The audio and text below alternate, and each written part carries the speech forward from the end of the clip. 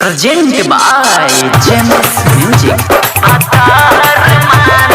DJ Kanchan Raj New Chowk Chausima Vaishali.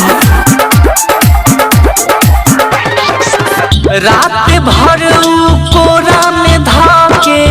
हमरा के समझवले बारे रात भर कोरा में धाके हमरा के समझवले बारे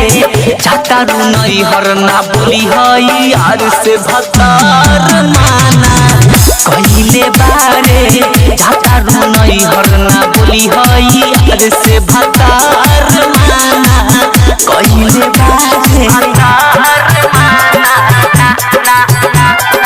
DJ Kanchan Raj New Chowk Chausima Vaishali. पहिला बेर तू जातारू नैहर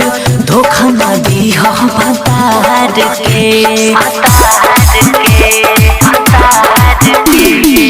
रखी हम मतलब कौनो हो नाता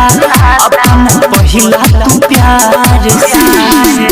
बाते से जानी करी हो दागा रानी हमारा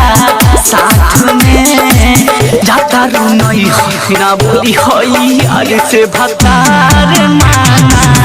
कहिले बारे जातारू नैहर ना बोली हई यार से भतार माना कहिले बारे DJ Kanchan Raj New Chowk Chausima Vaishali.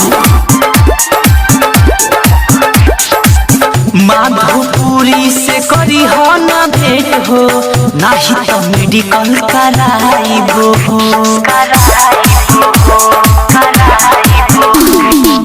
मिले के मन करी अरवा से सहारा विश्वजीत से डराई डीजे कंचन तोहरा से मिले अहे रात के बेरा में हो जातारू नैहर ना बोली हई यार से भतार माना कहिले बा हो जातारू नैहर ना बोली हई यार से भतार